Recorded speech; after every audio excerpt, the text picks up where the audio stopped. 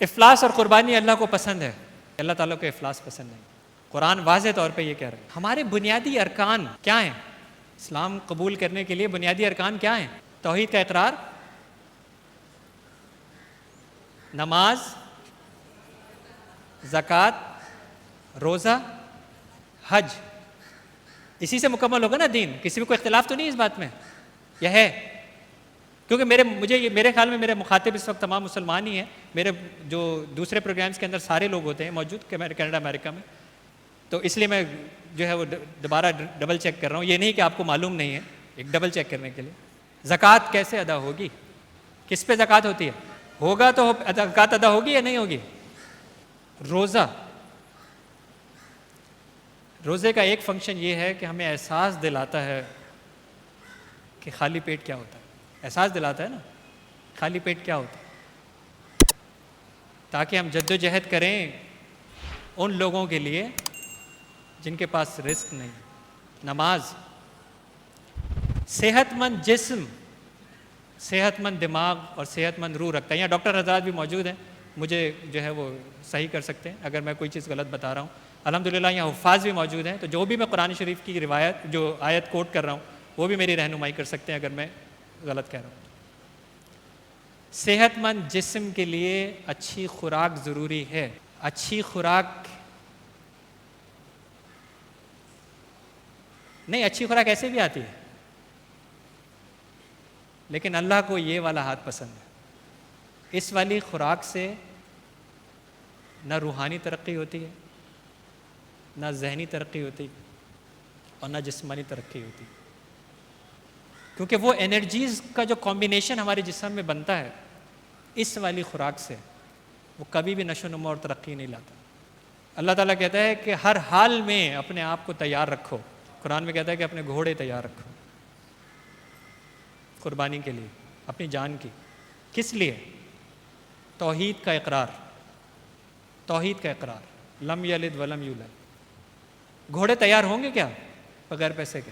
تو جب یہ ساری بنیادی ارکان ہی دولت اور کے بغیر مکمل نہیں ہو سکتے،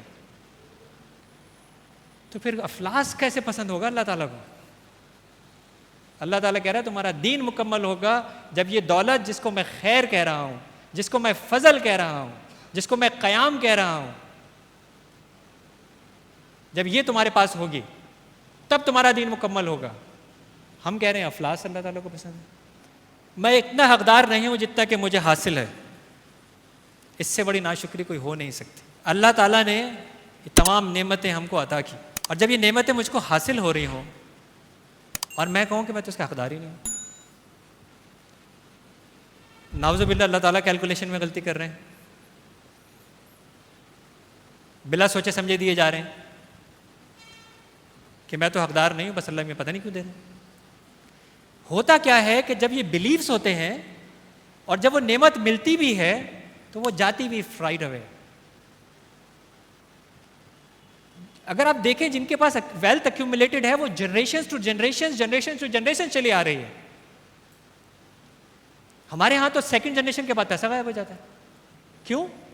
کہ ہمارا بلیف کیا ہے؟ میں تو حقدار ہی نہیں ہوں اس بات کا۔ جب میں حقدار ہی نہیں ہوں تو میں اس کو رکھوں گا کیسے؟ جس چیز کا میں حقدار نہیں ہوں اس کو میں اپنے پاس جمع کیوں کروں گا؟ اس کو میں رکھوں گا بھی کیوں؟ وہ میرے پاس آئے گی اور جائے گی، سمپل۔ جب میرا بلیف یہ ہے کہ میں حقدار نہیں ہوں، اور اگین اللہ تعالیٰ تمہارے گمان کے مطابق تمہارا معاملہ کرتا ہے۔ جب آپ نے میسج اس کو دے ہی دیا ہے کہ میں اس کا حقدار نہیں ہوں، تو پھر وہیں جائیں گے نا جہاں پہ ہاتھ۔ میں سادہ رہنا چاہتا ہوں اس لیے اور امیر یا دولت مند نہیں بن سکتا۔ میں نے تمام چیزیں وہ بتا دیں کہ کیسے خدمت کی جا سکتی ہے۔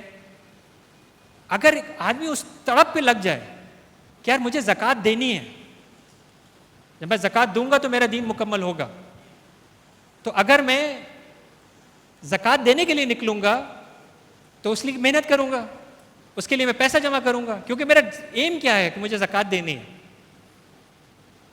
اور اس کے بعد جب میں زکوٰۃ ادا کرتا ہوں تو پھر وہ اس کا فارمولہ لگ جاتا ہے ریٹرن کا، multi ply by 10 multi ply by 70 multi ply by 700۔ تو وہ ایکیومولیشن جو میں نے آپ کو بتایا وہ شروع ہو چکی ہوتی ہے. تو ہماری ایفرٹس اگر اس لیے ہوں کہ مجھے زکوٰۃ دینی ہے, مجھے لینی نہیں ہے, مجھے دینی ہے, تو میں محنت کروں گا اس لیے کہ میرے پاس جمع ہو. دس از بیسکلی دا سائیکل جس کی ترغیب دی جا رہی ہے. پاکستان ایک غریب ملک ہے, اس لیے میں ایک غریب پاکستانی ہوں. میں نے آپ کو بتا دیا کتنے غریبوں کے نام, بڑے بڑے غریبوں کے نام میں نے آپ کو بتا دیے اس کے اندر, کہ جو کل غریب تھے اور آج آپ سب ان کو پہچانتے ہیں اپنے آس پاس گلی محلے کے اندر, کہ وہ لوگ کہاں سے کہاں پہنچ گئے. دودھ نکالنے والا, کھویا بنانے والا, آج اس کی مٹھائی پوری دنیا میں ایکسپورٹ ہوتی ہے. رحمت شیریں کو اور سونی بیکرز کو آپ لوگ سب جانتے ہو. تو میں آپ کو بتا رہا ہوں, آپ کے اپنے گلی محلے کے اندر, آپ کے اس شہر کے اندر, اس ملک کے اندر بے انتہا لوگ اسی میں مل جائیں گے. اچھا ایک اور بات بہت ہے, لوگوں کا خیال یہ, کیونکہ میں نے زندگی زیادہ وہاں پہ گزاری ہے, کہ یار وہاں سب اچھا ہے. امریکہ کے اندر ایسے علاقے ہیں جن کے مقابلے میں لیری بہت اچھا ہے, جن کے مقابلے میں لیری بہت اچھا ہے. میں امریکہ کی بات کر رہا ہوں. کسی کا خیال اگر یہ ہے کہ صرف فقیر یہاں نظر آتے ہیں, تو یہ سب جگہ نظر آتے ہیں. تو اگر وہ اتنے دولت مند ملک میں رہنے کے بعد بھی غریب ہے, تو یہ ضروری نہیں ہے کہ امیر ہونے کے لیے ملک کا کوئی تعلق, یہ ضروری نہیں ہے.